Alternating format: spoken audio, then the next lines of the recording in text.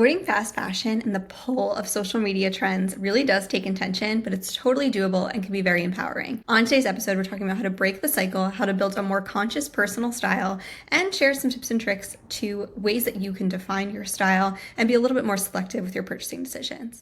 Ready to level up in 2025? Tune into Branding with Bex for insightful conversations, captivating guests, and practical tips. Whether you're on a walk, in the car, or getting ready in the morning, grab your headphones and let's dive into the world of branding together.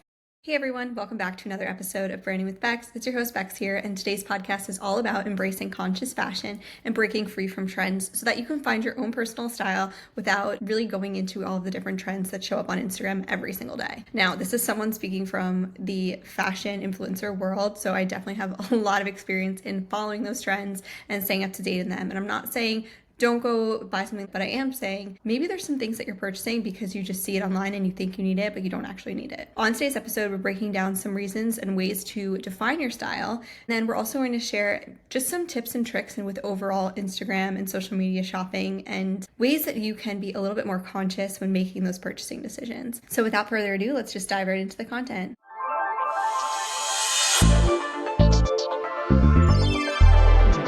All right, so here's a few tips. Tip number one, I would say define your style, not Instagram's. It's important to take time to understand what you actually like to wear. So on this podcast, you'll see me in a lot of these simple tees. They're 100% cotton, they're comfortable, they're cute, they match with everything. And I've realized that this is typically something I gravitate towards just based on comfort, aesthetic, it matches everything, I'm comfortable, I feel put together, I don't feel sloppy. I'm constantly grabbing for that versus maybe like an uncomfortable, not so great material top that someone might have recommended on Amazon, for example. So I think that when you're interested in the fabrics and you're actually conscious of what those fabrics are that you're putting on your body, you can be a little bit more selective. So take time to understand what you actually like to wear, not just what looks good in a trending post, and really think about like what works for you and for your body type. A lot of times I'll see something, I'm like, wow, that looks great, but it looks great on her and it might not look great on me, and it's awesome that she's rocking it, but it doesn't mean that I need to go and buy it. I would recommend creating a Pinterest board or maybe a mood board with some timeless looks that you genuinely feel good in, and also looks that you'd notice yourself gravitating to that maybe aren't the latest trend,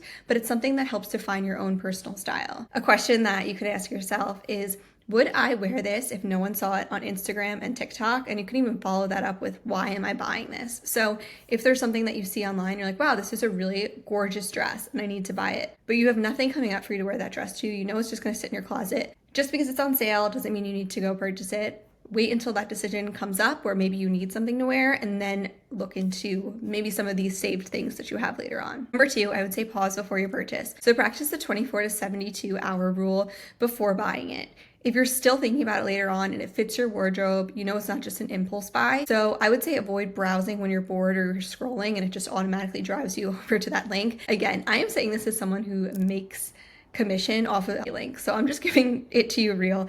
Take time to actually understand and think about why you're buying what you're buying, and avoid just browsing and ordering things that you may not need. I really try to be super conscious with the stuff that I promote on my own profiles, but I know there's a lot of people that follow the trends and they share the latest and greatest, and that's awesome. Some influencers are very selective with what they share, others aren't, so I just want you to be really conscious of that as you're making those purchasing decisions. Another tip would be to unfollow and mute accounts that are constantly promoting hauls or linking to fast fashion stores that have like the latest trends and things like that, because you can get really wrapped up into those, and before you know it, you have a wardrobe full of clothes that you didn't need. So really take time to think about what you're purchasing and to think about who you're following and what they're sharing. Number three, I would say to invest in quality over quantity. So I would recommend saving for more well-made pieces that will last you and that you'll wear throughout the years. I have found out that shirts like this one are shirts that I've had for, maybe this one's actually new, but shirts like this one are shirts that I've had for years, and they're very similar in style, and I tend to gravitate to them.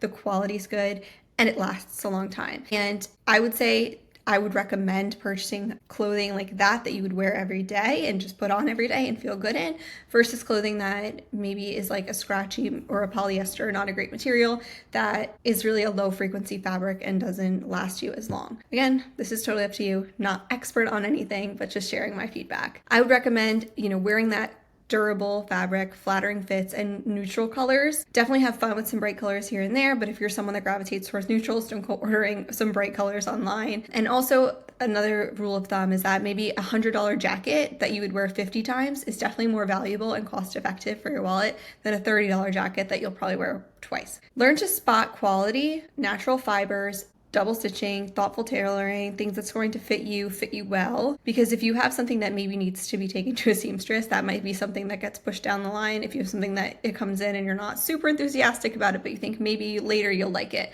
the chances of you wearing it probably slim. So for summer, I definitely recommend linen and cotton fabrics, and I try to avoid plastics as I am sweating a lot. So it's hot in Florida, we're sweating in the sun. It's just better to have breathable fabrics that aren't going to seep microplastics into your skin. Again, not an expert, totally up to you. This is just my personal experience. Number 4 is curate, don't accumulate. So build a capsule wardrobe. I actually have a whole blog post on this on Bexy.com with some great capsule wardrobe pieces.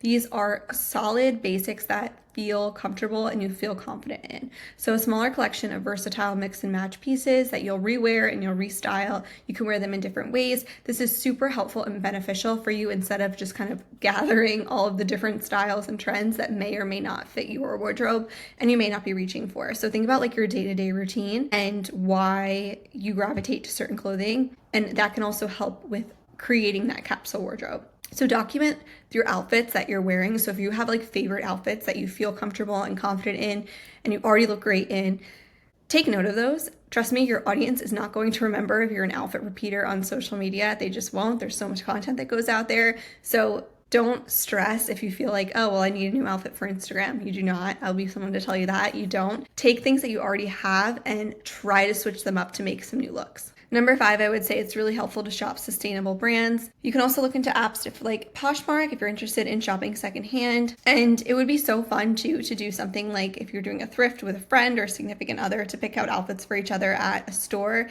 I would say looking for ethical fashion hashtags and other brands that align with your values, what you're looking for in terms of quality and materials and things like that. Number 6, I would say to reframe social media influence. So again, this is a fashion influencer telling you this. The role of the fashion influencer is to wear something that influences you to make a purchasing decision. So it's not necessarily to guide you responsibly. It's more so to sell. The more you buy through a fashion influencer, the more money they make on commission. That's really how it works. And then also if you're creating content for brands, you could also be making money just on the content creation part. And I'm not saying don't support your favorite fashion influencer, because hopefully I'm on that list, but I'm saying be conscious with what you are consuming and how many of these influencers you're following. If you find that you're constantly shopping these Amazon finds, maybe it's best to dial back a little bit and not follow as many of those accounts, just to be conscious of your purchasing decisions a little bit more. You can also look to follow creators who focus on other topics aside from clothes.